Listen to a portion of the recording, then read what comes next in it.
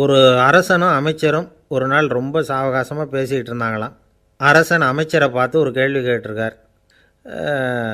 ஏங்க அமைச்சரே, ஆசை இல்லாத ஒரு மனுஷனால் இருக்க முடியுமா அப்படின்னு. ஏன் முடியாது, துறவி அப்படிங்கிறவங்கெல்லாம் அப்படிப்பட்டவங்க தானே அப்படின்னாராம் அமைச்சர். அவங்கெல்லாம் உண்மையிலேயே ஆசையை விட்டவங்க தானா அப்படின்னு கேட்டாராம் ராஜா. அப்படி தான் இருக்கணும் அப்படின்னாராம் அமைச்சர். அப்படின்னா ஆசையே இல்லாத ஒரு உண்மையான துறவியை நான் பார்க்கணுமேன்னார். அது என்ன பிரமாதம், அதுக்கு நான் ஏற்பாடு பண்ணுறேன் அப்படின்னு விட்டார் இவர். சொல்லிவிட்டு உடனே புறப்பட்டு போனார். அங்கே தேடினார். அப்புறம் தான் அவருக்கு புரிஞ்சுது உண்மை துறவியை கண்டுபிடிக்கிறது எவ்வளவு கஷ்டமான காரியம்னு. இருந்தாலும் ராஜா கிட்ட சொல்லியாச்சே உண்மை துறவியை காட்டுறேன்னு. இப்போ என்ன பண்ணுறது? ராஜா கிட்ட சொன்னபடி நடக்கலைன்னா அவருக்கு கோபம் வந்துடும். அமைச்சர் ஒரு யோசனை பண்ணார். அவருக்கு ஒரு வழி தெரிஞ்சுது. அதுதான் சரின்னு முடிவு பண்ணார். அதாவது அந்த ஊரில் அவருக்கு தெரிஞ்ச நாடக நடிகர் ஒருத்தர் இருக்கிறார், நல்லா நடிப்பார். அவரை போய் பார்த்தார். இதை பாருப்பா, எனக்காக நீ ஒரு காரியம் செய்யணும்னார். என்னன்னு கேட்டார் அவர். நீ ஒரு துறவி மாதிரி கொஞ்சம் நேரத்துக்கு நடிக்கணும். ராஜா உன்னை பார்த்துட்டு போகிற வரைக்கும் நடி, அது போதும். அதுக்காக உனக்கு 10,000 ரூபா தரேன் அப்படின்னார். அவர் எந்த காலத்தில் இவ்வளவு பணத்தை மொத்தமாக பார்த்துருக்கார். அதனால் உடனே சரின்னு ஒத்துக்கிட்டார். அமைச்சர் அரண்மனைக்கு திரும்பி வந்தார். என்ன அமைச்சரே, இன்னுமா ஒரு உண்மையான துறவி கிடைக்கலன்னார். உண்மையான துறவி ஒருத்தரை இப்போ தான் கொஞ்ச நேரத்துக்கு முன்னாடி பார்த்து பேசிவிட்டு வர்றேன். அவர் நம்ம ஊருக்கு வெளியில் குளத்தங்கரையில் உள்ள ஒரு ஆலமரத்துக்கு அடியில் உட்காந்துருக்கிறார் அப்படின்னார் இவர். அப்படின்னா உடனே புறப்படுங்க அப்படின்னார் ராஜா. பரிவாரங்களோடு புறப்பட்டார்.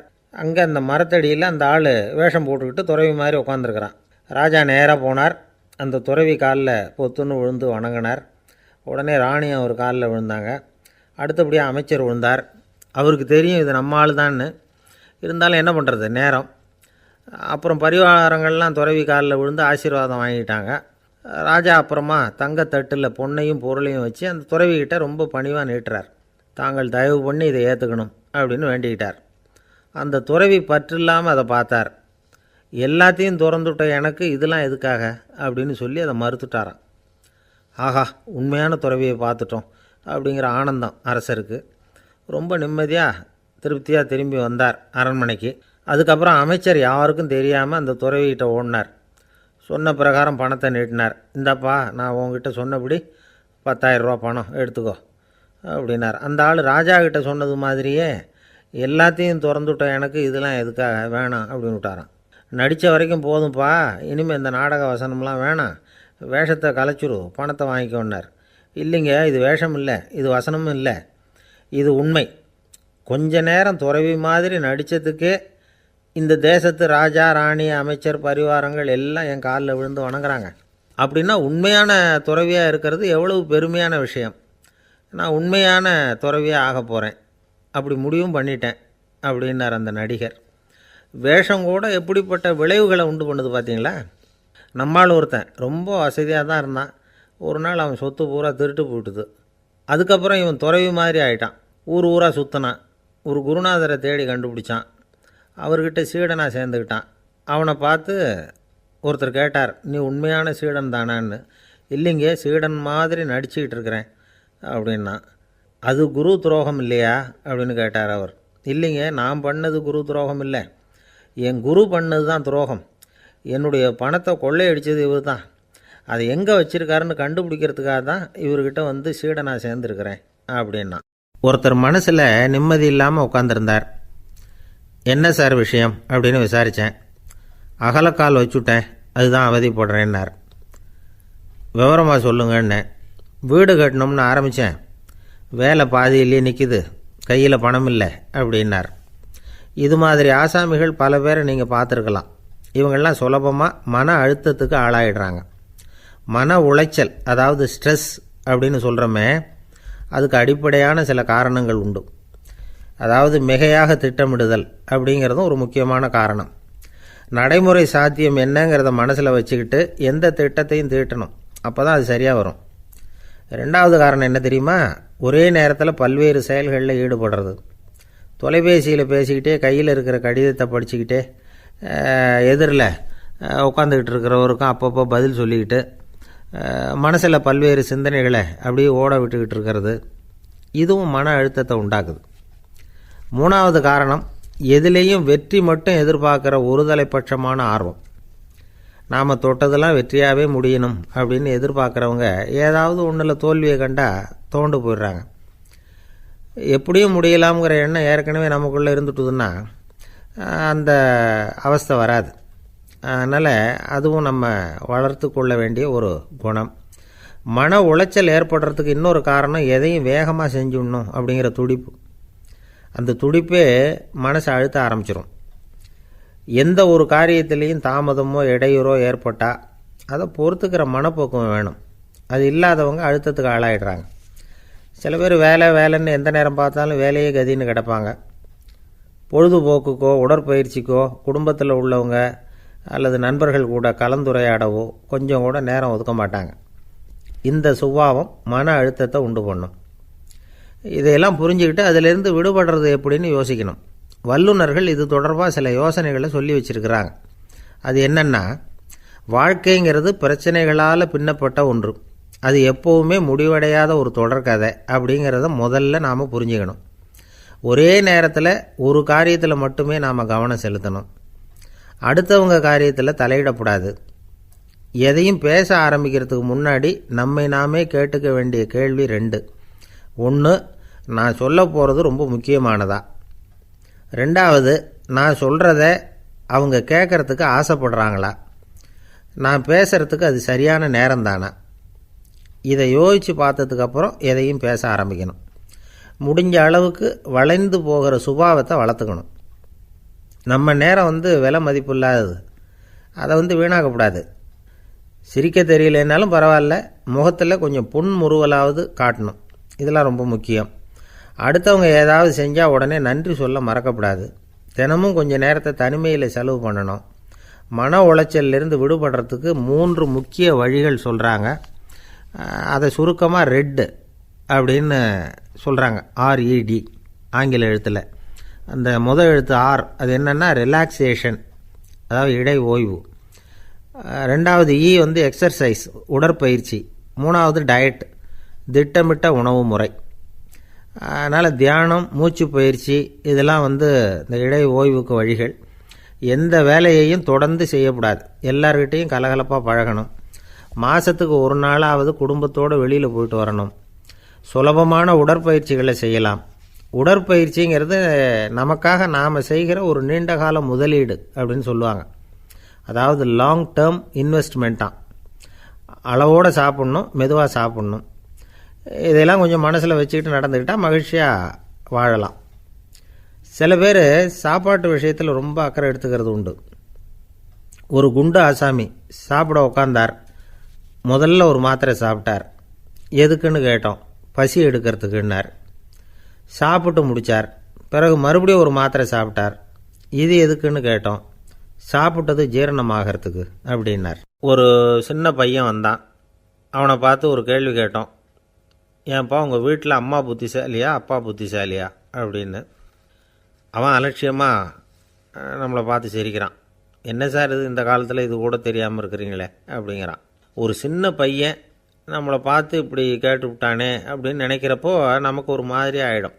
அதுக்கப்புறம்தான் இந்த தாத்தா பாட்டிலாம் சொல்கிற ஒரு கதை ஞாபகத்துக்கு வந்தது. அது என்ன கதை தெரியுமா? ஒரு ஊரில் ஒரு அம்மாவும் பிள்ளையும் இருந்தாங்களாம். அந்த மகனுக்கு திடீர்னு தேசாந்திரம் போய் வரணும்னு ஆசை வந்துட்டுது. ஊராக போய் சுற்றி பார்க்கணுங்கிற ஆசை. அந்த அம்மாவுக்கு இது பிடிக்கல. மகனை பிரிஞ்சு இருக்கிறதுக்கு அவங்க மனசு இடம் கொடுக்கல. வேணாப்பான்னு சொல்லி பார்த்தாங்க, அவன் கேட்கல. திடீர்னு புறப்படவும் செஞ்சுட்டான். சரி, இனிமேல் அவனை தடுக்க முடியாதுன்னு முடிவு பண்ணிட்டாங்க அந்த அம்மா. இருந்தாலும் புத்திசாலித்தனமாக ஒரு யோசனை பண்ணாங்க. மகனை கிட்டத்தில் கூப்பிட்டாங்க. அவங்ககிட்ட சொன்னாங்க, இதை பாருப்பா, நீ தேசாந்திரம் போகிறதுன்னு தீர்மானம் பண்ணிவிட்ட. அதை நான் தடுக்கலை, போயிட்டு வந்துடும். ஆனால் போகிறதுக்கு முன்னாடி எனக்கு ஒரு வாக்குறுதி கொடுத்துட்டு போ அப்படின்னாங்க. போகிறப்போ ராத்திரியாக இருந்தாலும் பகலாக இருந்தாலும் சரி, புளிய மரத்து நிழலில் தான் தங்கணும். திரும்பி வர்றப்போ இரவும் பகலும் நீ வேப்ப மரத்து நிழல்லே தங்கணும் அப்படின்னாங்க. சரி, அப்படியே செய்கிறேன்னு சொல்லி வாக்குறுதி கொடுத்தான் பையன். புறப்பட்டு போனான். போகிற வழியில் புளிய மரத்து நிழல்லே தங்கினான், தூங்கினான். அப்படி போய்கிட்டே இருந்தான். 7வது நாள் அவன் உடம்பு சுகமில்லாமல் போயிட்டுது. ரொம்பவும் பலவீனமாயிட்டான். இனிமேல் நடக்க முடியாதுங்கிற நிலைமை வந்துட்டுது. யோசித்து பார்த்தான். சரி, இதுக்கு மேலே போக வேண்டாம் அப்படின்னு முடிவு பண்ணிவிட்டு திரும்பி வர ஆரம்பிச்சிட்டான். திரும்பி வர்றப்போ வழியில் வேப்ப மரத்து நிழலையே தங்கி தங்கி வந்தான். நாளுக்கு நாள் உடம்பு சரியாக வந்துட்டுது. 7ஆவது நாள் வீட்டுக்கு சேர்றான். உடம்பு பழையபடியே கலகலப்பாயிட்டுது. பூரண சுகம். தேசாந்திரம் போன பையன் திரும்பி வந்துட்டானே அப்படின்னு அந்த அம்மா ஆச்சரியப்படலை. ஏன்னா அவங்களுக்கு தெரியும் இப்படி ஆகும்னு. பையன் சீக்கிரமாக திரும்பி வரணுங்கிறதுக்காக தான் அவங்க அந்த யோசனையை சொன்னாங்க. என்ன விஷயங்கிறதையும் அவங்களே சொன்னாங்க. மகனே, புளிய மரத்து நிழல் உடம்புக்கு உஷ்ணத்தை கொடுக்கும், சீக்கம் உண்டாக்கும். அதனால் நீ தொடர்ந்து புளிய மரத்து நிழலில் தங்கினாவே நோய்க்கு ஆளாயிட்டதுனால நல்ல பயணத்தை முடிச்சுக்கிட்டு திரும்பி வரணுங்கிற முடிவுக்கு வந்துட்ட. திரும்பி வர்றப்போ நீ தங்கினது வேப்ப மரத்து நிழல். அது உடம்புக்கு குளிர்ச்சியை தரக்கூடியது, நோயை தீர்க்கக்கூடியது. அதனால் சுகமாக வீட்டுக்கு சேர்ந்துட்ட. உன்னோட தேசாந்திர பயணத்தை தடுக்கிறதுக்காக தான் இப்படி பண்ணினேன் அப்படின்னாங்களாம் அந்த அம்மா. பார்த்தீங்களா அம்மாவோட புத்திசாலித்தனத்தை? அப்பாவாக இருந்தால் இப்படியா பண்ணுவார்? ஒரு அப்பா பையன்கிட்ட 10 ரூபா கொடுத்து இதை எடுத்துக்கிட்டு அடுத்த ஊருக்கு போய் அங்கே இருக்கிற மாமா கிட்ட இதை கொடுத்துட்டு வாடா, வழியில் எங்கேயாவது மரத்தடியில் படுத்து தூங்கி விடாதே அப்படின்னு எச்சரிக்கை பண்ணி அனுப்புனாராம். பையனுக்கு எச்சரிக்கையாக வாழறது எப்படிங்கிறத கற்றுக் கொடுக்கறதுக்காக இப்படி பண்ணார். அவன் பணத்தை வாங்கிட்டு போனான். அப்பா சொன்னதை மறந்துட்டு ஒரு மரத்தடியில் படுத்து தூங்கிட்டான். அவனுக்கு தெரியாமல் அவன் பின்னாடியே போன அப்பா அவன் கையில் இருந்த அந்த 10 ரூபாயை நைஸாக எடுத்துகிட்டு வந்துட்டார். அவன் பையில் தானே வச்சுருந்தான், அது தெரியாமல் எடுத்துகிட்டு வந்துட்டார். அவன் தூங்கிக்கிட்டு இருக்கான். எடுத்துகிட்டு ஒரு மறுபடியும் வீட்டுக்கு வந்துட்டார். பையன் முழிச்சுக்கிட்டு பையை தடவி பார்க்குறான், பணத்தை காணும்.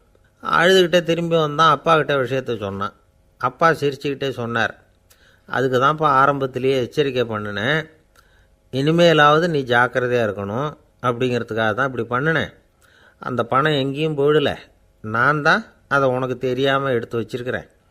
இதோ பாரு அப்படின்னு சொல்லிக்கிட்டு சைடு பாக்கெட்டில் கையை விட்டா அது ஓட்டையாக இருக்குது. அதை எவனோ ஏற்கனவே கத்திரிச்சு எடுத்துகிட்டு போட்டான்.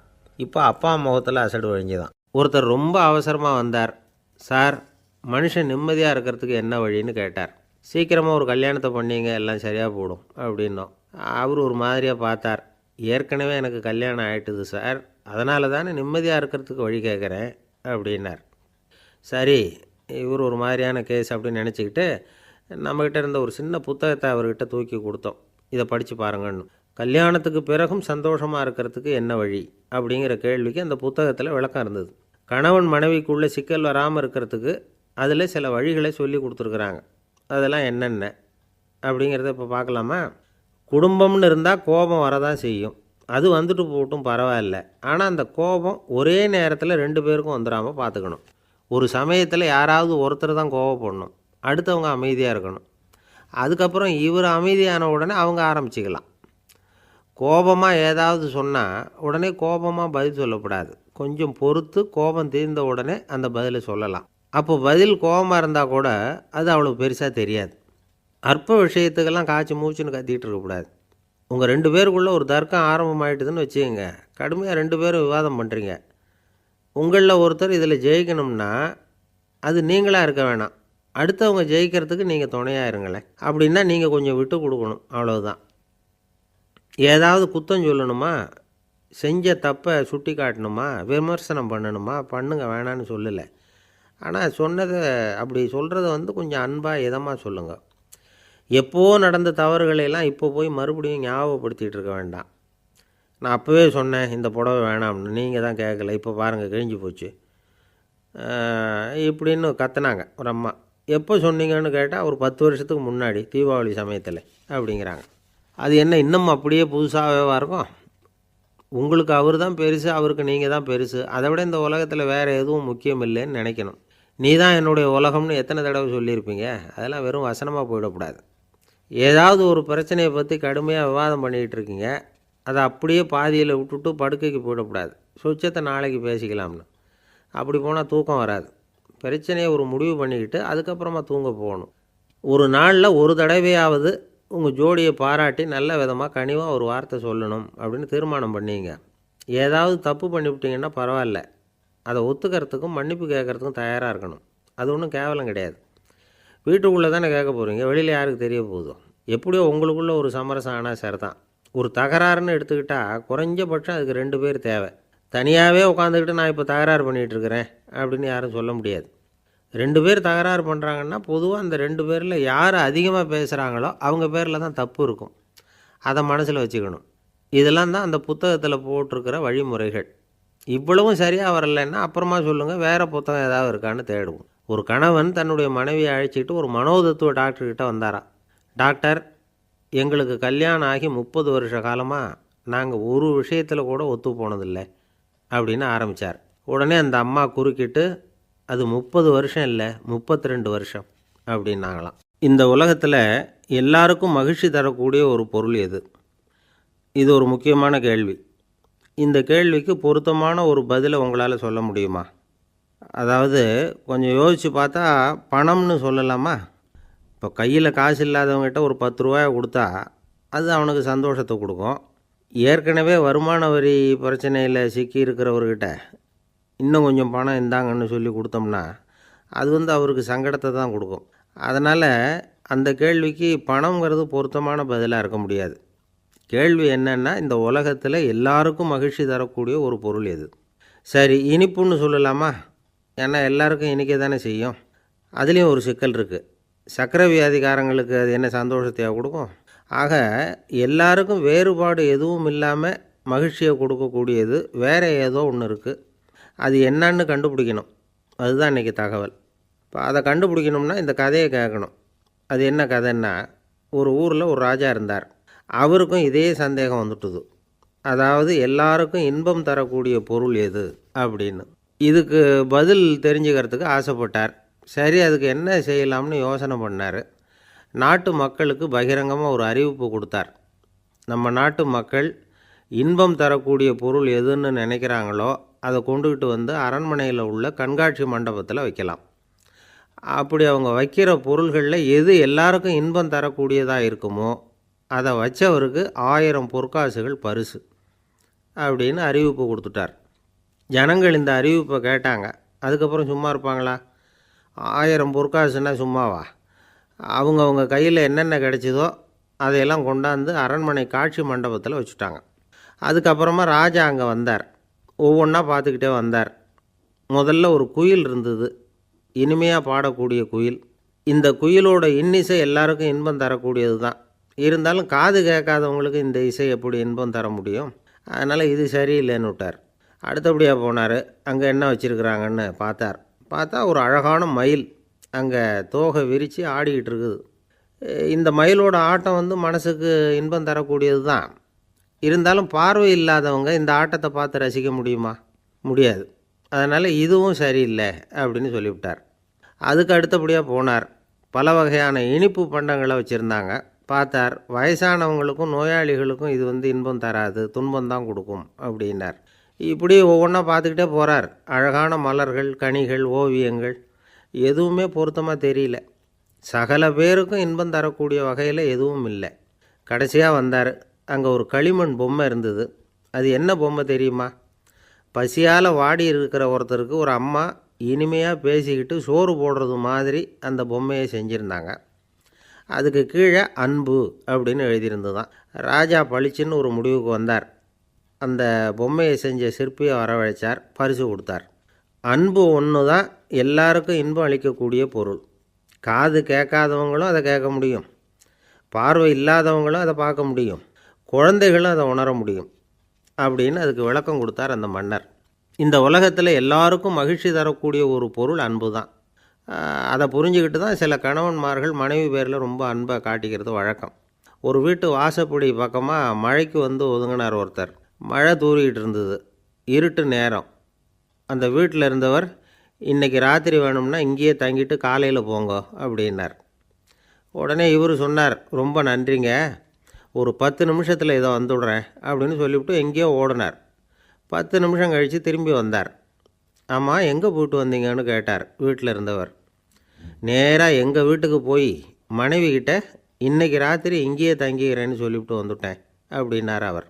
அன்பில் இது ஒரு ரகம். என்ன சார், உங்கள் பையன் என்ன செஞ்சுக்கிட்டு இருக்கிறான் இப்போது அப்படின்னு கேட்டார் ஒருத்தர். அடிக்கடி கண்ணாடி முன்னாடி நின்று அழகு பார்த்துக்கிட்டு இருக்கிறான் சார் அப்படின்னார் அப்பா. இளம் பருவம் இப்படி தான் இருக்கும், அதையெல்லாம் சாதாரணமாக நினச்சிடாதீங்க அப்படின்னார் அவர். என்ன சார் சொல்கிறீங்க, கண்ணாடி முன்னாடி நின்றுக்கிட்டு நேரத்தை வீணாக்கிக்கிட்டு இருக்கான், அதை ஒரு பெரிய விஷயமாக நான் நினைக்கணுமா அப்படின்னார் இவர். இளம் பருவத்தில் இளைஞர்களுக்கும் சின்ன பொண்ணுங்களுக்கும் அடிக்கடி கண்ணாடியில் பார்க்கணும்னு தோணும். அது வெறுமனே அழகு பார்க்குறது மட்டும் இல்லை, அவங்க தங்களையே தேடி கண்டுபிடிக்கிற ஒரு முயற்சி அது. இது ஒரு மனோதத்துவ விளைவு. இது வரைக்கும் சின்ன பிள்ளையாக இருந்துட்டோம், இனிமேல் நாமளும் மற்றவங்க மாதிரி மனிதர்கள் தான் அப்படிங்கிற உணர்வு அவங்களுக்கு வருது. தங்களோட முகம் எப்படி இருக்குது, அழகு எப்படி இருக்குது, உடம்பு நேரம் எப்படி இருக்குது, முடி எப்படி இருக்குது அப்படிங்கிறதையெல்லாம் கண்டுபிடிக்கிறாங்க. அதுக்கப்புறம் இன்னொரு ஆணோ பொண்ணோ தன்னை கவனிக்கணும் அப்படின்னு நினைக்கிறாங்க. இதெல்லாம் மனோதத்துவ உண்மைகள், இதெல்லாம் இயற்கை. இதை பார்த்துட்டு பெற்றவங்க பிள்ளைங்க கெட்டு போட்டாங்க அப்படின்னு நினைக்கக்கூடாது, அவங்கள திட்டிக்கிட்டே இருக்கக்கூடாது. இன்றைக்கி பல குடும்பங்களில் இதுதான் நடந்துக்கிட்டு இருக்குது. மனுஷ வாழ்க்கையிலேயே இப்படியும் இல்லாத அப்படியும் இல்லாத ஒரு பருவம் இளம் பருவம். 13லேருந்து 19 வயசுக்கு உட்பட்ட ஆண்கள் பெண்கள் இந்த வகையை சேர்ந்தவங்க, டீனேஜ் குரூப். இவங்கள சின்னவங்கன்னு நினச்சிட முடியாது, பெரியவங்கன்னு நினச்சிட முடியாது. இவங்க ரொம்ப சென்சிட்டிவ். சமூகம் நினச்சா இவங்களை நல்லவங்களாகவும் ஆக்கலாம், கெட்டவங்களாகவும் ஆக்கலாம். கொஞ்சம் அக்கறை எடுத்துக்கிட்டால் பெரிய பெரிய மேதைகளையும் விஞ்ஞானிகளையும் உருவாக்கலாம். ஆனால் நடக்கிறது என்ன தெரியுமா, அநேகமாக இவங்களை யாருமே சரியாக புரிஞ்சுக்கிறது இல்லை, இவங்களை சரியாக நடத்துறதும் இல்லை. இது வரைக்கும் நாம் சொல்கிறத கேட்டுக்கிட்டு இருந்தான், இப்போல்லாம் அவன் இஷ்டத்துக்கு நடக்க ஆரம்பிச்சிட்டான் அப்படின்னு வருத்தப்படுற பெற்றோர்கள் அதிகம். இது வருத்தப்படுற விஷயம் இல்லை, சந்தோஷப்பட வேண்டிய விஷயம். உங்கள் புள்ள சொந்தமாக யோசிக்க ஆரம்பிக்கிறதும் நடந்துக்க ஆரம்பிக்கிறதும் ஒரு தப்பான விஷயமா? அவன் கடைசி வரைக்கும் உங்கள் பேச்சையே கேட்டுக்கிட்டு இருக்கணுங்கிறது என்ன நியாயம்? இன்றைக்கி இளைஞர்களை பெரியவங்க தப்பாக புரிஞ்சுக்கிட்டு தவறாக நடத்துறதுனால தான் அவங்களுக்கு வெறுப்பு, எரிச்சல், மனக்கசப்பு எல்லாம் உண்டாகுது. பெற்றவங்க சரியாக மதிக்கிறது இல்லை அப்படிங்கிற ஒரே காரணத்தினாலேயே வீணாக போகிற பிள்ளைங்க இன்றைக்கி அதிகம். சரி, பெற்றவங்களுக்கு இன்றைக்கி என்ன தான் புத்தி சொல்ல வர்றீங்க அப்படின்னு கேட்குறீங்களா? நாம் எதையும் சொல்ல வரல, ஆனால் அது சம்பந்தமான சில நிபுணர்கள் சொல்லியிருக்கிறத உங்கள் காதில் போட்டு வைக்கலாம். அது என்னென்னா, பிள்ளைங்கக்கிட்ட அன்பு செலுத்துங்க. குழந்தையாக இருந்தப்போ எவ்வளவு பாசமாக இருந்தீங்க, வளர வளர அதை ஏன் குறைச்சிக்கிறீங்க? பெற்றவங்களின் அன்பான வார்த்தைகளுக்கு ஏங்குறவங்க தான் இன்றைய இளைஞர்கள். அவங்க எதை சொன்னாலும் அதை அக்கறையாக காது கொடுத்து கேளுங்க, அலட்சியப்படுத்தாதீங்க. அவங்க விரும்புகிறது உங்கள்கிட்டேருந்து ஒரு மதிப்பு, மரியாதை, அங்கீகாரம், இவ்வளவு தான். அவங்களாவே முடிவுகள் எடுக்கட்டும், அதுக்கு நீங்கள் உதவியாக இருங்க, அது போதும். மற்றவங்க முன்னாடி, முக்கியமாக அவங்க நண்பர்கள் முன்னாடி அவங்கள பற்றி மட்டமாக பேசாதீங்க. அவங்கக்கிட்ட பொய் சொல்லக்கூடாது. நீங்கள் சொன்னது பொய்ன்னு தெரிஞ்சு போச்சுன்னா உங்கள் பேரில் அவங்களுக்கு இருக்கிற மதிப்பு போயிடும், நம்பிக்கை போயிடும். அவங்களுக்கு முன்னாடி நீங்கள் சண்டை போடக்கூடாது. உங்கள் பிள்ளைய எப்பவும் இன்னொரு பிள்ளையோட ஒப்பிட்டு பேசுகிற வேலையே வேணாம். கூட பிறந்த மற்றவங்களோட கூட ஒப்பிடக்கூடாது. இப்படி செஞ்சால் அவன் உங்ககிட்டையும் பிரியமாக இருக்க மாட்டான், அவங்ககிட்டையும் பிரியமாக இருக்க மாட்டான். புள்ள எங்கே போகிறான், என்ன பண்ணுறான் அப்படின்னுலாம் துப்பறிஞ்சிக்கிட்டு இருக்கக்கூடாது. இளைஞர்கள் தனிமையை விரும்புகிறவங்க. அவங்கள பெட்டியில் வச்சு மூடி பாதுகாக்கணும்னு நினைக்கக்கூடாது. அவங்கள எப்படி பாதுகாக்கிறது அப்படிங்கிறது அவங்களுக்கே தெரியும். உங்கள் புள்ள எப்படி நடந்துக்கணும்னு நீங்கள் எதிர்பார்க்குறீங்களோ அது மாதிரி நீங்கள் நடந்து காட்டுங்க, அது போதும். ஒரு வீட்டில் அப்பாவும் அம்மாவும் பேசிக்கிட்டு இருக்கிறாங்க, என்னங்க நம்ம பொண்ணு பெரியவளாயிட்டா, அடிக்கடி கண்ணாடி முன்னாடி போய் நின்றுக்கிட்டு இருக்கிறா, சீக்கிரமாக ஒரு பையனை பார்த்து கல்யாணத்தை முடிக்காமல் இப்படி மசன்னு கல் மாதிரி உட்காந்துருக்குறீங்களே அப்படின்னு சத்தம் போட்டாங்க அந்த அம்மா. அவசரப்படாத, பார்க்குறதுக்கு கண்ணுக்கு அழகாக லட்சணமாக புத்திசாலியாக ஒரு பையன் கிடைக்க வேணாமா, அதுதான் பார்த்துக்கிட்டு இருக்கிறேன் அப்படின்னார் அப்பா. இதுக்கு அந்த அம்மா சொல்கிறாங்க, எங்கள் அப்பா இப்படியெல்லாம் நினச்சிக்கிட்டு இருந்திருந்தா எனக்கு கல்யாணமே ஆகிருக்காது தெரியுமா அப்படின்னாங்களாம். ஒரு ஆஃபீஸில் வேலை பார்க்குற ஒருத்தர் ஏதோ தப்பு பண்ணிவிட்டார். உடனே மேலதிகாரி அவரை கூப்பிட்டு அனுப்புனார். நீ செஞ்சது தப்புன்னார் கோபமாக. இது ஒரு ரகம். சில அதிகாரிகள் இப்படி நீங்கள் செஞ்சது தப்புன்னு சொல்கிறதில்ல, நீங்கள் செஞ்சது சரி அப்படின்னு சொல்கிறதில்ல. எப்படி சொல்லுவாங்கன்னா, நீங்கள் செஞ்சது சரியில்லைன்னு நான் நினைக்கிறேன் அப்படின்னு சொல்லுவாங்களாம். அதாவது சில பேர் நீங்கள் செஞ்சது தப்புங்கிறாங்க, அதையே மாற்றி சொல்கிறாரு இவர், நீங்கள் செஞ்சது சரியில்லைன்னு நினைக்கிறேன். இது ரெண்டும் அர்த்தம் ஒன்று தான், இருந்தாலும் வார்த்தைகள் வித்தியாசம். நிர்வாக திறமை இல்லாத ஒரு அதிகாரி யூ ஆர் ராங் அப்படின்னு சொல்லுவாராம். நிர்வாக திறமை உள்ள அதிகாரியாக இருந்தால் அதையே கொஞ்சம் மாற்றி I think you are not correct அப்படிம்பாராம். இதுதான் வித்தியாசம். இருந்தாலும் வார்த்தைகளை உபயோகப்படுத்துகிற விதத்தை வச்சு தான் வேலை நல்லா நடக்கிறதும் நடக்காததும் இருக்குது. விவரம் தெரிஞ்சவங்க என்ன சொல்கிறாங்க தெரியுமா? Be a leader not a boss அப்படிங்கிறாங்க. ஒரு லீடராக இரு, பாஸாக இருக்காதே அப்படிங்கிறாங்க. சரி, அப்படின்னா லீடருக்கும் பாஸுக்கும் வித்தியாசம் உண்டா அப்படின்னு கேட்டால் இருக்குன்னு சொல்கிறாங்க. லீடருங்கிறவர் வேறு, பாஸுங்கிறவர் வேறு. ஒரு லீடர் எப்படி நடந்துக்குவார், ஒரு பாஸ் எப்படி நடந்துக்குவார், இதை முதல்ல நாம் தெரிஞ்சுக்கணும். அவங்க எப்படி நடந்துக்குவாங்க அப்படிங்கிறதுக்கு சில விவரங்கள் இருக்குது. அதை கேட்டோம்னா நாம் புரிஞ்சுக்கலாம் அதை. அதாவது பாஸுங்கிறவர் விரட்டிக்கிட்டே இருப்பார், லீடருங்கிறவர் ஊக்கப்படுத்திக்கிட்டே இருப்பார். நாளைக்கு சாயந்தரத்துக்குள்ளே அந்த வேலையை செஞ்சு முடிக்கலைன்னா தொலைச்சி விடுவோம் தொலைச்சி அப்படிம்பார் அவர். இவர் எப்படி சொல்லுவார்னா, இது வரைக்கும் நீங்கள் செஞ்சுருக்கிற வேலை ரொம்ப அற்புதம் அப்படிம்பார். பாஸுங்கிறவர் அதிகாரத்தை நம்பி செயல்படுறவர், லீடருங்கிறவர் நல்லெண்ணத்தை நம்பி செயல்படுறவர். நம்மக்கிட்ட அதிகாரம் இருக்குது, பவர் இருக்குது, அதனால் காரியத்தை சாதிச்சுடலாம் அப்படின்னு நினைக்கிறவர் அவர். மற்றவங்கக்கிட்ட ஒரு நல்ல அபிப்பிராயத்தை சம்பாதிச்சுக்கிட்டு அது மூலமாக காரியங்களை சாதிக்கிறவர் இவர். பாஸுங்கிறவர் பயத்தை உண்டு பண்ணுவார், லீடருங்கிறவர் அன்பை பரவ செய்வார். அதை செய்யலைன்னா ஆடிட்டில் தகராறாயிடும், இது செய்யலைன்னா இன்க்ரிமெண்ட்டு கட் ஆகிடும், இப்படி ஏதாவது சொல்லி பயமுறுத்திக்கிட்டே இருப்பார் அவர். இவர் அப்படி இல்லை. உடம்பு இப்படி இருக்குது, வீட்டில் எல்லோரும் சௌக்கியமாக இருக்கிறாங்களா, ஆஃபீஸில் எல்லாம் வசதியாக இருக்குதா, நான் ஏதாவது உதவி செய்யணுமா அப்படின்னு அன்புக்கு முக்கியத்துவம் கொடுப்பார். பாஸுங்கிறவர் எதுக்கெடுத்தாலும் நான் சொல்லிகிட்டு இருப்பார், லீடருங்கிறவர் நாமன்னு சொல்லிகிட்டு இருப்பார். பாஸுங்கிறவர் தப்புக்கு காரணம் யாருன்னு பார்ப்பார், லீடருங்கிறவர் தப்பு என்னன்னு பார்ப்பார். இதுதான் ரெண்டு பேருக்கு வித்தியாசம். The boss shows who is wrong, the leader shows what is wrong அப்படின்னு சொல்லுவாங்க. இந்த காரியம் எப்படி செய்யப்பட்டிருக்கு அப்படின்னு தெரிஞ்சுக்கிறவர் பாஸ், இந்த காரியத்தை எப்படி செய்யணும்னு செஞ்சு காட்டுறவர் லீடர். பாஸுங்கிறவர் பணியாளர்களை திட்டுவார், லீடர் மரியாதைக்குரியவராக நடத்துவார், அதுக்குரியவராக அவர் நடந்துக்குவார். செய்கிற வேலையை ஒரு சுமையாக நினைக்க வைக்கிறவர் பாஸ், செய்கிற வேலையை ஒரு சந்தோஷமாக ஆக்கிறவர் லீடர். ஒரு முதலாளியாக இருக்கிறவர் அல்லது ஒரு நிர்வாகியாக இருக்கிறவர் இது மாதிரியான நுணுக்கங்களையெல்லாம் தெரிஞ்சு வச்சுக்கிறது நல்லது. ஒரு பாஸ் இருக்கார், அவர் ஒரு நாள் ரொம்ப பெருமையாக தன்னோட ஆஃபீஸை பற்றி பேசிக்கிட்டு இருந்தார். எனக்கு கீழே 200 பேர் வேலை செய்கிறாங்க சார், நான் ஒரு கோடு கிழிச்சா அவங்க அதை தாண்டாத அளவுக்கு நான் நடந்துக்கிறேன் சார் அப்படின்னார் அவர். அது எப்படி முடியுது உங்களால் அப்படின்னு கேட்டோம். நான் கோடே கிழிக்கிறதில்ல சார் அப்படின்னார். பந்திக்கு முந்தர ஆசாமிகள் நம்மளில் பல பேர் உண்டு. அப்படி முந்தறதுக்கு கூட முயற்சி பண்ணுறவங்க நிறைய பேர் இருக்கிறாங்க.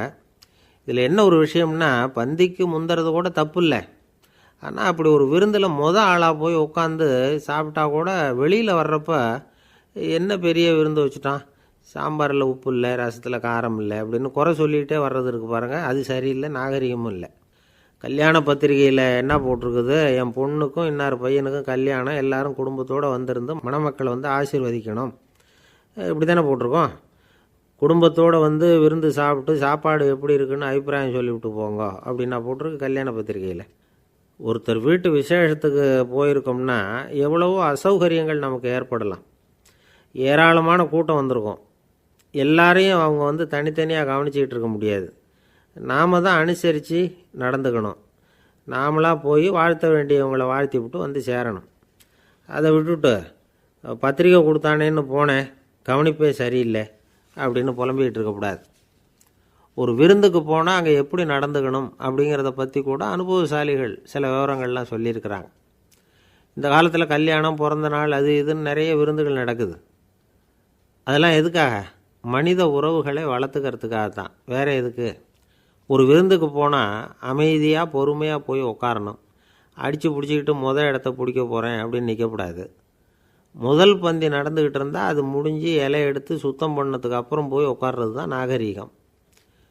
இலை எடுக்கிறதுக்கு முன்னாடியே அங்கே போய் உட்காந்தா நல்லா இருக்காது. நீங்கள் சாப்பிட்டுட்டு உட்காந்துருக்கீங்களா, சாப்பிட்றதுக்கு உட்காந்துருக்கீங்களா, பார்க்குறவங்களுக்கு சந்தேகம் வந்துடும்.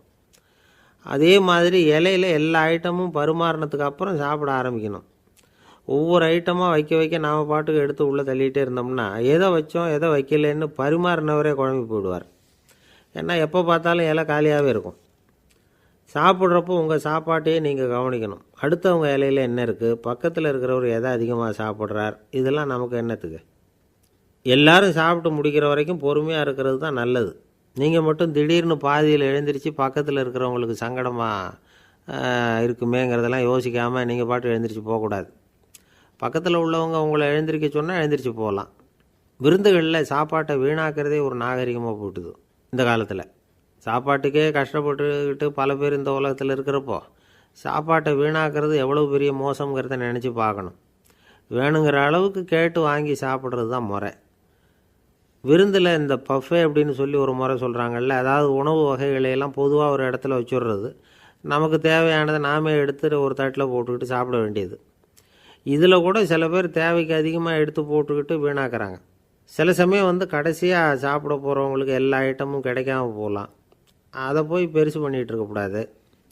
என்ன சார் இந்த அளவுக்கு கூடவா நாகரிகம் தெரியாமல் இருக்கிறோம், இதை போய் பெருசாக சொல்ல வந்துட்டீங்களே அப்படின்னு நினைக்கலாம். ஒருத்தர் 2 பேருக்கு இந்த விவரம் தேவைப்படலாம். அவங்க காதலையும் இது விழட்டுமேங்கிறதுக்காக தான் இது. ஒரு பெரிய கல்யாண விருந்து நடந்துக்கிட்டு இருந்தது. விருந்து மண்டபத்து வாசலில் ஒருத்தர் நின்றுக்கிட்டு வர்றவங்களையெல்லாம் ரொம்ப மரியாதையாக வணங்கி உள்ளே அனுப்பி வச்சுக்கிட்டு இருந்தார். எப்படி தெரியுமா? வர்றவங்க கையெல்லாம் பிடிச்சி முத்தம் கொடுத்து அதுக்கப்புறம் உள்ளே அனுப்பி வச்சுக்கிட்டு இருந்தாராம். கூட்டம்லாம் முடிஞ்சதுக்கப்புறம் அவர்கிட்ட போய் கேட்டிருக்கிறாங்க, சார் நானும் எவ்வளவோ விருந்துகளுக்கு போயிருக்கிறேன், இருந்தாலும் இவ்வளவு மரியாதையாக வர்றவங்க கைக்கெல்லாம் முத்தம் கொடுத்து வரவேற்கிறத இங்கே தான் பார்க்குறேன் அப்படின்னு சொன்னாங்க. அதுக்கு அவர் சொன்னார், அட போங்க சார், நான் முத்தம் கொடுக்கல, முந்தின பந்திக்கு சாப்பிட்டவங்களே அடுத்த பந்திக்கும் வர்றாங்களான்னு மோந்து பார்த்து அனுப்பி வச்சுக்கிட்டு இருந்தேன் அப்படின்னார். அம்மாக்காரங்களுக்கு அடிக்கடி ஏற்படுற கவலை ஒன்று உண்டு. அதாவது குழந்தை சரியாக சாப்பிட மாட்டேங்குதே அப்படிங்கிற கவலை. இவங்கெல்லாம் ஒரு விஷயத்தை நல்லா புரிஞ்சுக்கணும். குழந்தைகள்ங்கிறவங்க பெரியவங்க மாதிரி இல்லை. அவங்க கடிகாரத்தில் மணியை பார்த்துட்டு சாப்பிட்றதுக்கு உட்கார்ற ரகம் கிடையாது. பசிச்சா சாப்பிடுவாங்க, இல்லைன்னா விளையாடுவாங்க அல்லது தூங்குவாங்க. அது புரியாமல் அவங்கள கட்டாயப்படுத்தி அல்லது மிரட்டி சாப்பிட வைக்கிறது ரொம்ப தப்பு. ஒரு 8 மாத குழந்தைக்கு 3 மணி நேரத்துக்கு ஒரு தடவை பசிக்கும். அந்த நேரம் பார்த்து சாப்பாடு கொடுத்தா அடம் பண்ணாமல் அது பாட்டுக்கு சாப்பிட்றோம். அதே குழந்தைக்கு 1 வயசு ஆகிறப்போ 4 மணி நேரத்துக்கு ஒரு தடவை பசிக்கும். இந்த வயசில் இயற்கையாகவே பசி குறைஞ்சிருக்கும். அது புரியாமல் என் குழந்தை முன்னாடி மாதிரி இப்போ சரியாக சாப்பிட மாட்டேங்கிறான் அப்படின்னு சில பேர் டாக்டர்கிட்ட போய் சொல்லிக்கிட்டு இருப்பாங்க. இன்னொரு விஷயம், ஒரு குழந்தைக்கு வயசு அதிகமாகிற வேகத்துக்கு உடம்பு எடையும் அதிகமாகிக்கிட்டே போகாது. உடம்பு எடை அதிகமாகிற வேகம் குறைஞ்சிக்கிட்டே வரும். 6 மாத குழந்தைக்கு ஒரு வாரத்தில் 150 கிராம் எடை கூடும். ஒரு வயசில் வாரத்துக்கு 71 கிராம் எடை கூடும். இது புரியாமல் அதிகமாக சாப்பாட்டை கொடுத்து குழந்தைய கஷ்டப்படுத்தக்கூடாது. ஏன்னா அளவுக்கு மீறின உணவு அஜீரணத்தை உண்டு பண்ணிவிடும். குழந்தைக்கு ஒரு தட்டில் கொஞ்சமாக ஆகாரத்தை வச்சு கொண்டுகிட்டு போய் கொடுக்கணும். மலை மாதிரி குவிச்சு வச்சா அதை பார்த்ததுமே பசி அடங்கி போயிடும். அடித்து மிரட்டி பயமுறுத்தி குழந்தைய சாப்பிட வைக்கிற பழக்கம் இருக்குது பாருங்கள், அதுக்கு ஃபுட் ஃபோர்ஸிங் அப்படின்னு பேர். இப்படி பண்ணுனா குழந்தைக்கு சாப்பாட்டில் விருப்பம் குறைஞ்சிரும், அதை கண்டாவே வெறுக்க ஆரம்பிச்சிடும். அது மாதிரி உளம் சார்ந்த பசி குறைவு, சைக்கோஜெனிக் அனோரெக்சியா, அது ஏற்படுமா. சாப்பாடுங்கிறதே ஒரு தண்டனை மாதிரி தோணும். குழந்தைகளுக்கு பிடிச்ச மாதிரியான ஆகாரத்தை கொடுக்கணும். சத்து அதிகம் இருக்குங்கிறதுக்காக அதுக்கு பிடிக்காத ஆகாரத்தை கொடுத்து கட்டாயப்படுத்தக்கூடாது. குழந்தைகளுக்கு 2 வயசு ஆகிறப்போ இயற்கையாகவே எதிர்மறை குணம் உண்டாகும். அதாவது அந்த எதிர்மறையாக பேசுகிறது. இது மாதிரி சமயங்களில் நாம் என்ன சொல்கிறோமோ அதுக்கு நேர்மாறாக நடந்துக்கும். ஏட்டிக்கு போட்டி. சாப்பிட சொன்னால் விளையாட போவோம், விளையாட சொன்னால் சாப்பாடு கேட்கும். இதை புரிஞ்சுக்கிட்டு நடந்துக்கணும். குழந்தை சொன்ன பேச்சை கேட்கலேன்னு கோவப்படக்கூடாது. குழந்தை வளர வளர பிடிவாத குணம் வர்றது சகஜம். கேட்டதை வாங்கி கொடுத்தா தான் சாப்பிடுவேன் அப்படின்னு பிடிவாதம் பண்ணும். வாங்கி கொடுத்துடுறது தான் உத்தமம். நீங்களும் அதுக்கிட்ட பிடிவாதம் பண்ணிகிட்டு இருக்கக்கூடாது. ஏன்னா கேட்டது கிடைக்கலையேங்கிற ஏமாற்றம் கூட குழந்தையோட பசியை குறைச்சிரும். கேட்டது கிடைச்சிட்டா பசி அதிகமாகும். கொடுத்ததை மலமலன்னு சாப்பிட்றோம். குழந்தைகளுக்கு கண்ட கண்ட நேரத்தில் சாப்பிட்றதுக்கு எதையாவது வாங்கி கொடுத்துக்கிட்டு இருந்தால் சாப்பாட்டு நேரத்தில் சாப்பிடாமல் அடம் பண்ண ஆரம்பிச்சிடும். பள்ளிக்கூடம் போகிற பிள்ளைங்க காலை உணவை சரியாக சாப்பிட மாட்டாங்க. அச்சம், அவசரம், பரபரப்பு இதெல்லாம் தான் காரணம். பள்ளிக்கு புறப்படுறதுக்கு ஒரு 3/4 மணி நேரத்துக்கு முன்னாடியே சாப்பாடு போட்டுருங்க, அது சரியாக போடும். படிக்கிற குழந்தைகள் உடல் சோர்வு, மனச்சோர்வு இது காரணமாக கூட சாப்பிட மறுக்கிறது உண்டு. இப்போ உதாரணமாக சாயந்தரம் விளையாடி விட்டு வீட்டுக்கு வந்ததும் சாப்பிட சொன்னால் வேணாம்பாங்க. இது உடல் சோர்வு. ரொம்ப நேரம் வீட்டு பாடங்களை செஞ்சு முடித்த கையோடு சாப்பிட சொன்னாலும் அவங்களால சரியாக சாப்பிட முடியாது. இது உளச்சோர்வு, அதாவது மனச்சோர்வு. இதை தவிர குழந்தைகளுக்கு உடல் நலக்குறைவு ஏற்பட்டால் கூட சாப்பிட மறுக்கிறது உண்டு. சில மருந்து மாத்திரைகள் கூட பசியை குறைச்சிரும். அதனால் சரியாக தெரிஞ்சுக்கிட்டு குழந்தைகளை சாப்பிட வைக்கணும்.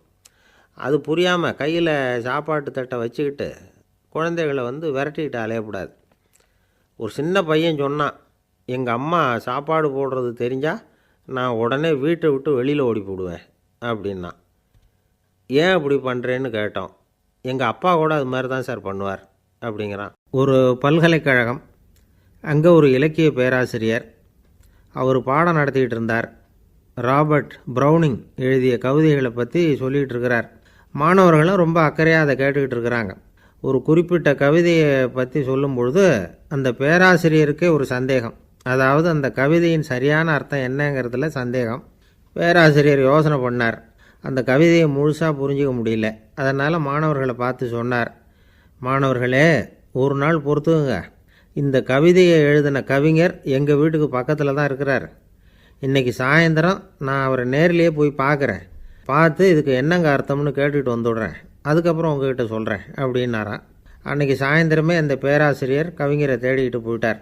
கவிஞர் அவங்க வீட்டில் அவர் பாட்டு உட்காந்துருந்தாராம். இவர் போய் அவர் முன்னாடி உட்காந்தார். அப்புறம் கேட்டார், ஐயா, அந்த கவிதையின் முழு பொருள் என்னன்னு தெரிஞ்சுட்டு போகிறதுக்காக வந்திருக்கிறேன் அப்படின்னாராம். எந்த கவிதை அப்படின்னாராம் அவர். இவர் அந்த கவிதையை சொல்லியிருக்கார். கவிஞர் கொஞ்சம் யோசனை பண்ணிவிட்டு அப்புறம் சொன்னாராம், பேராசிரியரே, நீங்கள் கொஞ்சம் தாமதமாக வந்துட்டீங்கன்னாராம். இவருக்கு ஒன்றும் புரியல. நீங்கள் என்ன சொல்கிறீங்க? நான் தாமதமாக வந்துட்டேன்னா?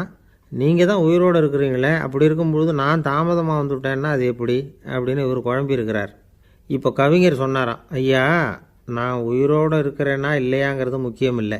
நான் அந்த கவிதை வரிகளை எழுதினப்போ 2 பேருக்கு அதோட அர்த்தம் தெரிஞ்சிருந்தது. இப்போ ஒரே ஒருத்தருக்கு தான் அதோட அர்த்தம் தெரியும் அப்படின்னாராம். பேராசிரியர் யோசனை பண்ணியிருக்கார். அப்படின்னா அந்த ஒருத்தர் கவிஞர் ராபர்ட் ப்ரௌனிங்கை தவிர வேறு யாராக இருக்க முடியும்? இவர் தான் அப்படிங்கிறத அவர் மனசில் நினச்சிக்கிட்டார். அதனால் சொன்னார், ஐயா, நான் தாமதமாக வரல, அந்த கவிதையின் பொருள் என்ன அது சொல்லுங்கன்னார். பேராசிரியரே, நான் சொல்கிறது உங்களுக்கு புரியலைன்னு நினைக்கிறேன். நான் இந்த வரிகள் எழுதினப்போ 2 பேருக்கு அதோட அர்த்தம் தெரிஞ்சிருந்தது. அந்த 2 பேர் யாருன்னா, ஒருத்தர் ராபர்ட் ப்ரௌனிங், அதாவது நான், இன்னொருத்தர் கடவுள். இப்போ அது கடவுளுக்கு மட்டும்தான் தெரியும். நானே இதை பற்றி பல தடவை யோசனை பண்ணி பார்த்தேன். இது ரொம்ப அழகானது, ஆனாலும் ரொம்ப வழுக்கலானது. அதை பிடிச்சிட்டோம்னு நினச்சிக்கிட்டு இருக்கும் பொழுதே காற்று மாதிரி அது உங்ககிட்ட இருந்து ஓடி போயிடுது. எனக்கு ரொம்பவும் வருத்தமாக தான் இருக்குது. நிச்சயமாக நான் தான் இந்த வரிகளை எழுதியிருக்கிறேன். அதில் அர்த்தம் இருக்குங்கிறது எனக்கு தெரியும். அதை நான் உணர்கிறேன். ஆனால் நீங்கள் என்னை மன்னிக்கணும். எனக்கே கூட அதை என்னால் விளக்க முடியல. அப்படி இருக்கும் பொழுது உங்களுக்கு எப்படி அதை நான் விளக்க முடியும் அப்படின்னாரா அந்த கவிஞர். அனுபவிக்கப்படக்கூடிய எல்லாமே விளக்கப்படக்கூடிய ஒன்றல்ல, விளக்கப்படும் எல்லாமே அனுபவிக்கப்படக்கூடிய ஒன்றல்ல அப்படிங்கிறது ஞானிகளுடைய கருத்து. அதுக்காக தான் அந்த சம்பவம். வாழ்க்கையில் நீங்கள் தொடர்ந்து ஆய்வு செய்து கொண்டே இருக்கக்கூடிய விளக்கங்களை ஒருபோதும் அடைய முடியாத பரிமாணங்கள் இருக்கிறதுனால தான் அது அலுப்பு தட்டாமல் இருக்குது. உங்களால் நிறைய அனுபவிக்க முடியும். இருந்தாலும் நீங்கள் அனுபவித்து அறிந்த விஷயங்கள் கூட வார்த்தைகளால் விளக்கப்பட முடிவதில்லை அப்படிங்கிறது பெரியோர் சிந்தனை. இதெல்லாம் ஒரு பக்கம் இருக்கட்டும். நமக்கு தெரிஞ்ச பேராசிரியர் ஒருத்தர் 1 மணி நேரம் ரொம்ப விவரமாக வகுப்பு எடுத்தார். கடைசியாக சொன்னார், மாணவர்களே, ரொம்பவும் எளிமையாக விளக்கமாக எல்லா விவரமும் சொல்லியிருக்கிறேன். அதனால் இதில் உங்களுக்கு சந்தேகம் வர்றதுக்கு வாய்ப்பே இல்லை. இருந்தாலும் கேட்க வேண்டிய கடமை கேட்குறேன். இது வரைக்கும் நடத்தினதில் யாருக்காவது ஏதாவது சந்தேகம் உண்டா அப்படின்னு கேட்டாராம். எனக்கு ஒரே ஒரு சந்தேகம்தான் சார் அப்படின்னு எழுந்திரிச்சு நிற்கிறான் ஒருத்தன். என்னன்னு கேட்டாராம். இது வரைக்கும் நீங்கள் என்ன பாடம் சார் நடத்துனீங்க அப்படின்னானா அவன். அந்த ஆள் என்னை கண்ணாப்புண்ணான்னு திட்டிவிட்டான் சார். அதை நினச்சா எனக்கு ரொம்ப வருத்தமாக இருக்குது அப்படின்னு சொல்லி கவலைப்பட்டார் ஒருத்தர். இதில் கவலைப்படுறதுக்கு என்ன இருக்குது அப்படின்னார் ஒரு பெரியவர். அவர் ஒரு மகான். என்ன சார் இப்படி சொல்கிறீங்க? ஒருத்தர் நம்ம பார்த்து திட்டுனா வருத்தமாக இருக்காதா அப்படின்னார். அது எப்படி வருத்தமாக இருக்கும்? திட்டுறதுங்கிறது என்ன? அது வெறும் சத்தம் தானே அப்படின்னார் அந்த பெரியவர். நம்ம ஆளுக்கு தலையை பிச்சுக்கலாம் போல் இருந்தது. இருக்காது அப்படின்னா நமக்கே அப்படி தானே தோணுது. அந்த பெரியவர் சொல்கிறது ரொம்ப பெரிய விஷயம். அதை நாம் புரிஞ்சிக்க முயற்சி பண்ணலாம்னா நடைமுறை வாழ்க்கைக்கு அது ஒத்து வர்றது மாதிரி தெரிய மாட்டேங்குது. இருந்தாலும் அந்த பெரியவர் அதுக்கு என்ன தான் விளக்கம் கொடுக்குறாருன்னு பார்ப்போமே. ஒரு ரயில் போயிட்டுருக்கு. அதில் ஒரு சாது போயிட்டுருக்கார். அந்த ரயில் அவர் ஹரித்வாரம் போயிட்டுருக்கார். அவர் ரயிலில் ஏகப்பட்ட கூட்டம். நம்ம ஊர் ரயில் கேட்க வேணும். டிக்கெட் வாங்கிட்டு கொஞ்சம் பேர், வாங்காத கொஞ்சம் பேர். அது என்னத்துக்கு அனாவசியமாக டிக்கெட் அப்படிங்கிற நினப்பில் பாதி பேர். இந்த கூட்டத்துக்கு மத்தியில் அந்த சாதுவும் போயிட்டுருக்கிறார். உட்கார்றதுக்காக இருந்த இடத்துல ஒரு ஆள் படுத்துருக்கிறான். கொஞ்சம் முரட்டு ஆசாமி. அவன் கால் பக்கத்தில் கொஞ்சோண்டு இடம் பாக்கி இருந்தது. அந்த இடத்துல இந்த சாது உட்காந்துருந்தார். மெதுவாக உட்காந்துக்கிட்டார் போய். ஆனால் அந்த ஆள் ராத்திரி பூரா இவரை காலால் உதச்சிக்கிட்டே இருக்கிறான். அது இவருக்கு ரொம்ப அவமானமாக பட்டுது. அதனால் துக்கம் ஏற்பட்டுது. இருந்தாலும் அதை ஒரு மாதிரியாக சகிச்சுக்கிட்டே இவர் வந்து சேர்ந்தார். பொழுது விடிஞ்சுது. அந்த சாது ஹரித்வார் வந்து சேர்ந்தார். அங்கே ஒரு பெரிய ஞானியை சந்தித்தார். ராத்திரி ரயிலில் அந்த ஆள் உதைச்சதையும் அதனால் தனக்கு ஏற்பட்ட துக்கத்தையும் இந்த சாது அந்த ஞானிகிட்ட சொன்னார். சொல்லிவிட்டு, ஏன் சுவாமி, எனக்கு துக்கம் ஏற்பட்டதே அது தப்பா அப்படின்னு கேட்டார். தவறு தான்னார் அந்த ஞானி. உனக்கு இன்னமும் தேக அபிமானம் போகலைங்கிறது தான் அது காட்டுது. அஷ்டாவக்கிரர் என்ன சொல்கிறார் தெரியுமா? உண்மையான ஞானி யாராவது தன்னை வந்தனை செய்தால் அதற்காக சந்தோஷப்பட மாட்டார், யாராவது நிந்தனை செய்தால் அதற்காக வருத்தப்பட மாட்டார் அப்படின்னு சொல்கிறார். நிந்தனைங்கிறது ஒரு ஒலி தான். தேகாபிமானம் இருக்கிற வரைக்கும் இந்த ஒலி நம்மளை வந்து வேதனைப்படுத்தும். நான் தேகம் இல்லை, ஆத்மா அப்படிங்கிற நினைவு இருந்தால் இந்த ஒலி நம்மளை பாதிக்காது. மனு என்ன சொல்கிறார் தெரியுமா? ஒரு சாதகன் பாராட்டுதலை விஷம்னு நினச்சி பயப்படணும், அவமானத்தை அமிர்தம்னு நினச்சி சந்தோஷப்படணுங்கிறார். அவமானப்பட்டால் கவலைப்படாமல் எப்படி இருக்க முடியும் அப்படின்னு தான் நமக்கு தோணும். அதனால தான் நம்மளில் யாரும் இதுக்கு உதாரணமாக யாரையும் காட்ட முடியல. புத்தரையும் கபீரையும் உதாரணமாக காட்டுறாங்க. அவங்களுக்கெல்லாம் அவமானம் ஏற்பட்டப்போ கவலையே படலையாம். புத்தரை வந்து அவமானப்படுத்தணுங்கிறதுக்காக கௌசாம்பி ராணி ஒரு இளம் பெண்ணை கொலை பண்ணி சடலத்தை புத்தர் குடிசைக்கு முன்னாடி போட சொன்னார். போட்டாங்க. புத்தர் தான் அந்த பொண்ணை கெடுத்து கொலை பண்ணிவிட்டார்னு எல்லாரும் நினச்சாங்க. ஆனால் புத்தர் இதை பற்றி கவலையே படலை. அப்புறமா உண்மை தெரிஞ்சதும் புத்தர் புகழ் இன்னும் அதிகமாயிட்டுது. ஒரு பெரிய சபையில் ஒரு மோசமான பொண்ணு நுழைஞ்சி தனக்கும் கபீருக்கும் சம்பந்தம் உண்டுன்னு சொன்னான். கபீர் கவலைப்படலை. அவங்க மாதிரியெல்லாம் நாமளும் இருக்க கற்றுக்கணும். நிந்தனை, அபகீர்த்தி, அவமானம் எல்லாம் ஆண்டவன் கொடுக்குற பிரசாதம்னு நினைக்கணும் அப்படின்னு சொல்கிறார் அந்த ஞானி. இதை கேட்ட இந்த காலத்து ஆசாமி ஒருத்தர், நான் கூட அப்படி தான் சார், யாராவது அவமானப்படுத்தினா கவலைப்பட மாட்டேன். நேற்று கூட ஒருத்தர் என்ன பலார்னு அரைஞ்சுட்டார், நான் கொஞ்சம் கூட கவலைப்படலை, பேசாமல் வந்துட்டேன்னார். ஏன் அப்படி வந்துட்டீங்க அப்படின்னு. அவர் அரைஞ்சதுலேயும் ஒரு அர்த்தம் இருந்தது, அதனால தான் அப்படி வந்துட்டேன்னார். ஏன் அரைஞ்சார்னு கேட்டேன். 10 வருஷத்துக்கு முன்னாடி 15 ரூபா அவர்கிட்ட கடன் வாங்கினேன், அதை கேட்டு கேட்டு பார்த்துட்டு கடைசியாக தான் அரைஞ்சார் அப்படின்னார். ஆண்டவனுடைய பிரசாதம் இவருக்கு அடிக்கடி கிடைக்கும் போல இருக்குது. ஒரு ஆள் இருந்தான், நிறைய பணம் சம்பாதிச்சான், ஆனால் செலவு பண்ண மனசு வரல, கருமி. அவன் என்ன பண்ணான், சேர்த்த பணம் பூராவையும் ஒரு மரத்தடியில் புதைச்சி வச்சுருந்தான். வாரத்துக்கு ஒரு தடவை அந்த மரத்தடிக்கு வருவான், புதைச்ச இடத்த ஆவலோடு பார்த்துக்கிட்டு இருப்பான், அதுக்கப்புறம் போயிடுவான். அவ்வளவுதான். ஒரு நாள் ஒரு திருடன் வந்தான். இவன் புதைச்சி வச்சுருந்ததெல்லாம் எடுத்துகிட்டு போட்டான். இது தெரிஞ்சு போச்சு. அந்த கருமி புலம்ப ஆரம்பிச்சிட்டான். இவன் புலம்பலை கேட்டதும் அக்கம் பக்கத்தில் இருந்தவங்கெல்லாம் ஓடி வந்தாங்க. என்ன விஷயம்னு விசாரித்தாங்க. இவன் சொன்னான். ஒரு பெரியவர் கேட்டார், ஏன்ப்பா வாரம் வந்து இந்த இடத்த பார்க்குறதாக சொன்னியே, எப்போவாவது இதில் இருக்கிற பணத்தை எடுத்து செலவு பண்ணியிருக்கியா அப்படின்னு கேட்டார். நான் அப்பப்போ வந்து அதை பார்க்குறது தான் வழக்கம், அதை தொட்டதே இல்லைன்னு அவன். சரி, அப்படின்னா இப்போவும் நீ அதே மாதிரி வாரம் ஒரு தடவை வந்து இந்த இடத்த பார்த்துட்டு போகலாமே அப்படின்னாராம் அந்த பெரியவர். அதுவும் சரிதானே, எவ்வளவு காலமானாலும் அவன் அந்த பணத்தை எடுத்து செலவு பண்ண போகிறதில்ல. அப்படி இருக்கிறப்ப உள்ளே பணம் இருந்தாலும் ஒன்று தான், இல்லாமல் போனாலும் ஒன்று தான். இதிலேருந்து என்ன புரியுதுன்னா, ஒருத்தர்கிட்ட இருக்கிற பணத்தை கொண்டு அவர் பணக்காரரா ஏழையா அப்படின்னு முடிவு செய்கிறது சரியில்லை. அந்த செல்வத்தை அனுபவிக்கிற திறன், பயன்படுத்துகிற திறன், அதை வச்சு தான் அவர் ஏழையா பணக்காரரா அப்படிங்கிறத நிர்ணயம் பண்ணணும். அதுதான் சரி. செலவு பண்ண தெரியாதவன் சேகரம் பண்ணிகிட்டே இருக்கிறதுனால என்ன பிரயோஜனம்? தலைமுடியே இல்லாதவன் தாராளமாக சீப்புகளை வாங்கி சேகரம் பண்ணுறது மாதிரி தானே இது. சில சமயம் செலவு பண்ண நாம் தயாராக இருந்தால் கூட அந்த செல்வம் நமக்கு பயன்படுறதில்ல. அரேபியாவில் ஒரு நகை வியாபாரி விலை உயர்ந்த முத்துக்களை எல்லாம் அவர் வச்சு வியாபாரம் பண்ணிகிட்டு இருந்தார். அவர் ஒரு சமயம் ஒரு பாலைவனம் வழியாக போயிட்டு இருக்கிறார் ஒட்டகத்தில்.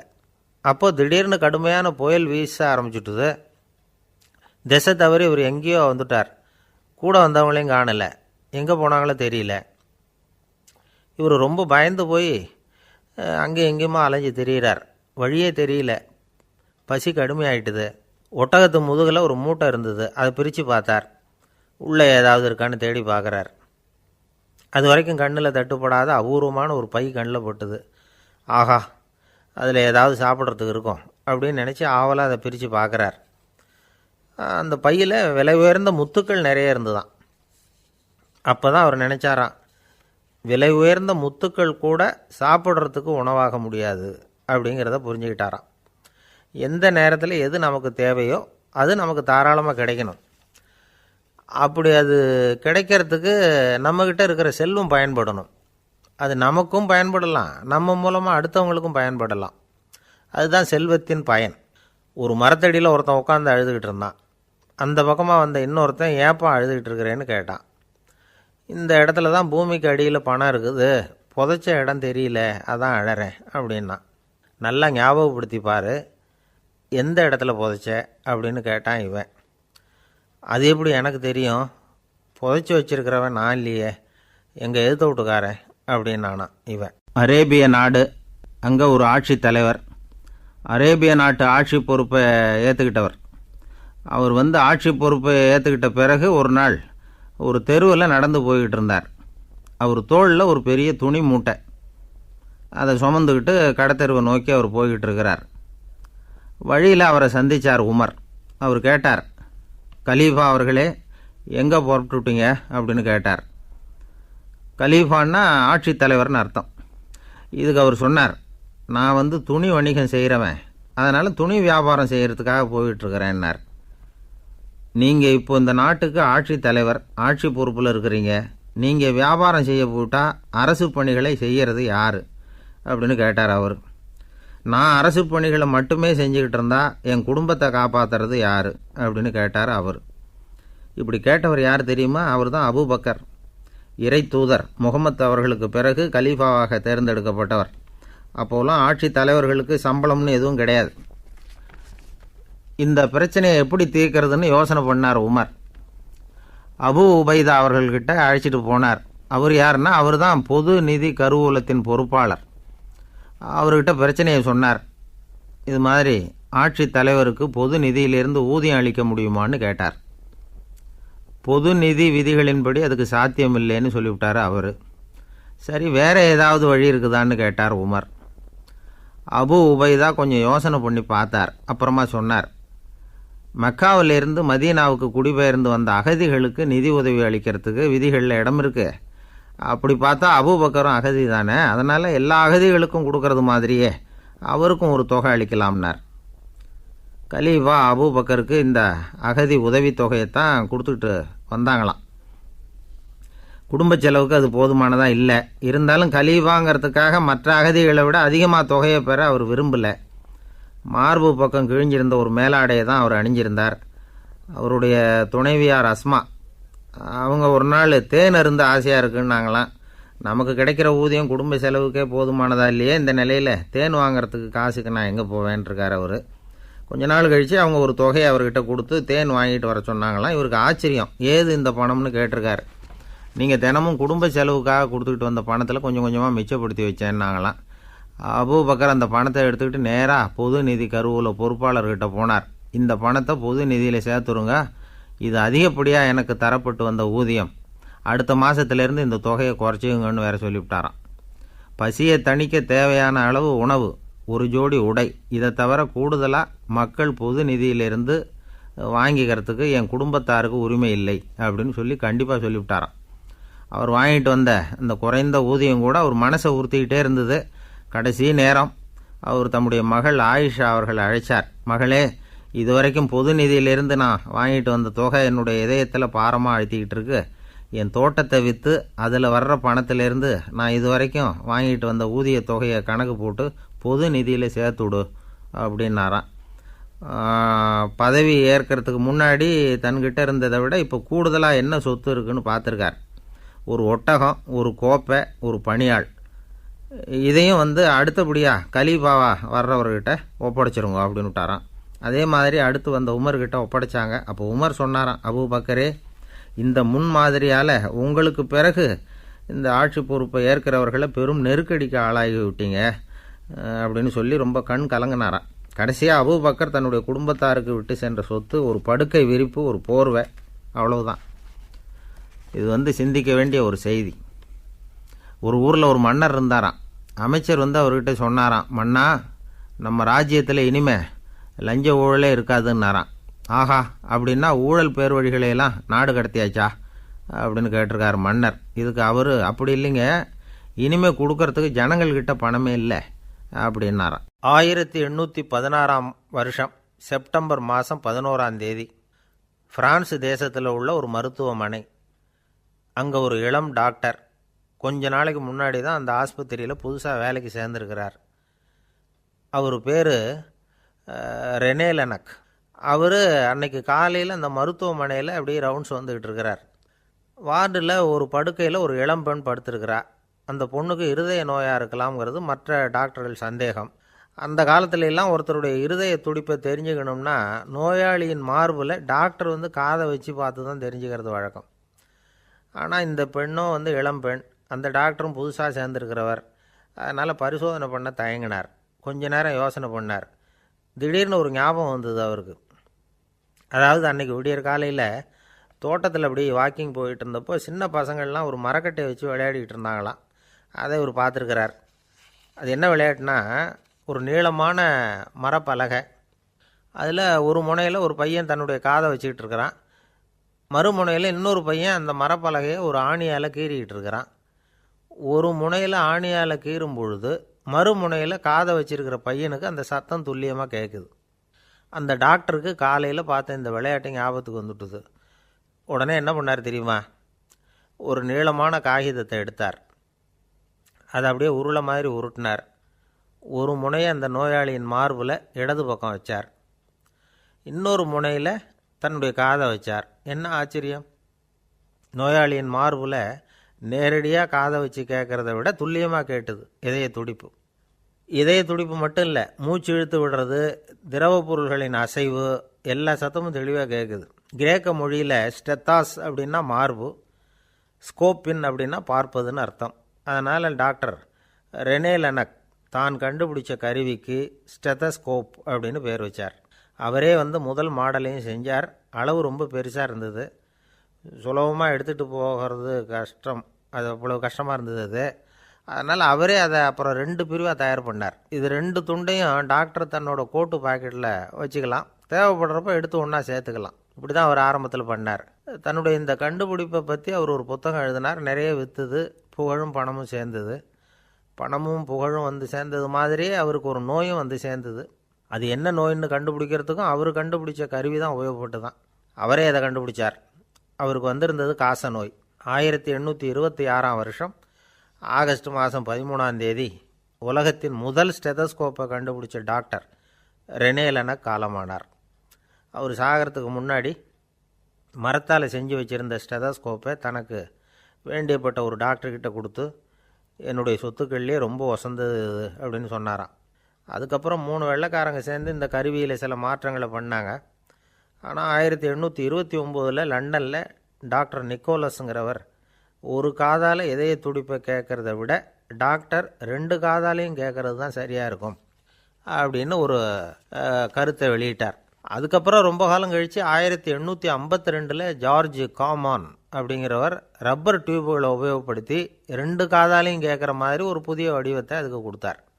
அதுக்கு பிறகு அது படிப்படியாக எவ்வளவோ மாற்றங்கள் இருந்தாலும் ஆரம்பத்தில் டாக்டர் ரெனே லெனக் உருவாக்கின அடிப்படை மாடலை யாரும் மாற்றி அமைக்கலைங்கிறது தான் முக்கியமான விஷயம். நமக்கு தெரிஞ்ச ஒரு ஆஸ்பத்திரி, அதில் ஒரு நோயாளி, காலை நேரத்தில் நர்ஸு அந்த பக்கமாக போயிட்டு இருந்தாங்க. அதை பார்த்துட்டு ஒரு நர்ஸுன்னு கத்துறார். நர்ஸு அவசரமாக ஓடி என்ன விஷயம்னு கேட்டாங்க. சிஸ்டர், இங்கே பாருங்கள், உங்கள் டாக்டரை என் நெஞ்சில் அவர் காதை வச்சு கேட்டுக்கிட்டு இருக்கிறார் அப்படின்னார் நோயாளி. சிஸ்டர் பதட்டப்படாமல், அதனால் என்ன, இந்த டாக்டர் பழமையான விஷயங்களில் ரொம்ப நம்பிக்கை உள்ளவர், அதனால் ஸ்டெதாஸ்கோப்பை உபயோகப்படுத்தாமல் காதை வச்சு கேட்குறார், அது ஒன்றும் தப்பு இல்லை அப்படின்னாங்களாம். ஐயோ, அதுக்காக இல்லை சிஸ்டர், இவர் என் நெஞ்சு மேலே தலையை வச்சது நேற்று ராத்திரி 9 மணி, இப்போ விடிஞ்சு போச்சு, இன்னமும் தலையை எடுக்கவே இல்லை, அதுக்காக தான் சந்தேகப்பட்டு உங்களை கூப்பிட்றேன் அப்படின்னாராம். இந்த உலகமே ஒரு நாடக மேடை, நாம் எல்லாரும் நடிகர்கள். இது ஞானிகள் சொல்கிறது. இது ஒரு பக்கம் இருக்கட்டும்.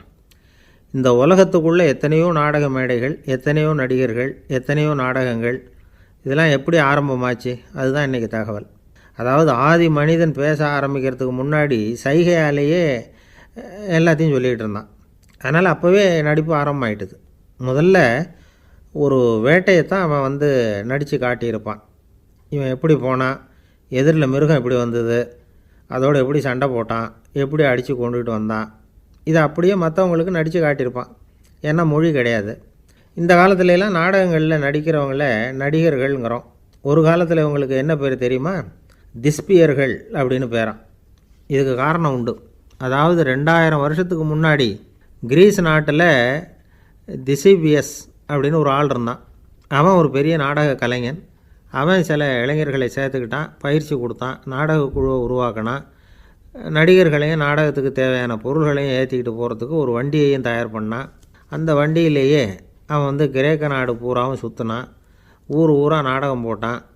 ஒரு ஊருக்கு போனதும் அங்கே நாடகம் நடத்த தியேட்டர் இருக்கா அப்படிங்கன்னெல்லாம் பார்க்குறதில்ல அவன். ஏன்னா அப்போலாம் தியேட்டர்னா என்னென்னு தெரியாது. நாடகம்னா அதை ஒரு மூடிய கொட்டைக்குள்ளே தான் நடத்தணுங்கிறது அப்போ யாருக்குமே தோணலை. இந்த வண்டி போகும், அதுவே ஒரு பகுதி, அப்படியே ஒரு மேடை மாதிரி விரிச்சிக்கும். அதில் ஏறி நின்றுக்கிட்டு நாடகத்தை நடித்து காட்டுவாங்களாம். மக்கள்லாம் எதிரில் தரையில் உட்காந்து அதை பார்த்துக்கிட்டு இருக்கிறது. உலகத்தின் முதல் நடமாடும் தியேட்டர் இது தானா. இந்த திசிபியஸ் தான் முதலாக உலகத்தில் நாடகங்கிற பொழுதுபோக்கை நடத்தி காட்டினவன் அப்படின்னு சொல்கிறாங்க. அவன் சொந்தமாக நாடகம் எழுதுனான், நடித்தான், நாடகத்தை இயக்கினான். அதனால தான் அவனை first man of the theatre அப்படின்னு சொல்லுவாங்க.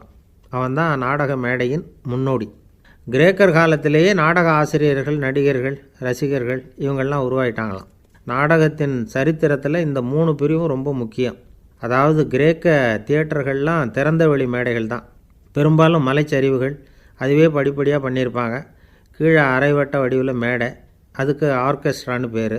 பிற்காலத்தில் இதில் உட்காந்து இசைக்குழுவினர் வாய்ச்சதுனால இசைக்குழுவுக்கே ஆர்கெஸ்ட்ராங்கிற பேர் வந்துட்டுது. இப்போது கிரேக்க தியேட்டர்களில் ஒன்று, அதோட காலம் கிமு 340. அதை இன்னமும் பாதுகாத்து வச்சுருக்கிறாங்களாம். எபிடாரஸ் அப்படிங்கிற இடத்துல அது இருக்குதான். இன்னமும் அந்த தியேட்டரை பயன்படுத்திக்கிட்டு வர்றாங்களாம். சிறந்த கிரேக்க நாடகங்கள்லாம் அங்கே நடிக்கிறாங்களாம். ஆரம்ப காலத்திலேயே கட்டணம் கிடையாது. அப்புறம் பின்னாடி தான் நுழைவு கட்டணம்லாம் அப்படியே வந்துட்டு தான். நடிகர்கள் பளபளப்பான ஆடைகள் உடுத்தியிருப்பாங்களாம். இந்த குதிகால் உயர்ந்த காலணிகள் போட்டிருப்பாங்களாம். இதெல்லாம் பழைய குறிப்புகள். பலவிதமான உருவங்களில் மாஸ்க் அப்படின்னு சொல்லப்படுற முகமூடி. அதனால் ஒரே நடிகர் பல வேடங்களில் நடிக்கிறது உண்டான். ஆரம்பத்தில் பெண் நடிகர்கள் கிடையாது, எல்லாம் ஆண் நடிகர்கள் தான். ரோமானியர்கள் தான் முதல் நிரந்தர நாடக மேடையை கட்டினவங்க. அதுதான் முதல் தியேட்டர். கிமு 1048 காலகட்டத்தில் பாம்பிங்கிற நகரத்தில் அதை கட்டியிருக்கிறாங்களாம். கிரேக்க ரோமானிய தியேட்டர்களின் அடிப்படையிலேயே இந்த இத்தாலிய வடிவமைப்பாளர்கள் இந்த குதிரை லாட வடிவில் ஒரு ஆடிட்டோரியத்தை உருவாக்கினாங்களாம். இப்படி அதை பற்றி நிறைய தகவல் இருக்குது. 1576 லண்டனில் இந்த பின்ஸ்பர்ரி, அப்புறம் இந்த பில்ட்ஸில், அப்புறம் ஜேம்ஸ் இப்படிங்கிறவர் முயற்சியால் தான் இங்கிலாந்தில் முதல் தியேட்டர் உருவாச்சான். அப்படி ஒருத்தர் இருந்தாராம். உலக நாடக மேடையின் வரலாறு இதுதான். அதாவது இப்போல்லாம் அறிவியல் வளர்ச்சி அதிகமாகிட்டுது. திரைப்படம், தொலைக்காட்சி எல்லாம் வந்தாச்சு. ஒவ்வொரு வீடுமே ஒரு குட்டி தியேட்டர் மாதிரி ஆகிட்டுது. தொலைக்காட்சி முன்னாடி உட்காந்தா எழுந்திருக்கவே மனசு வர்றதில்லை. ஒரு அம்மா ஒரு மனோதத்துவ டாக்டரை தேடிட்டு வந்தாங்களாம் இந்த காலத்தில்.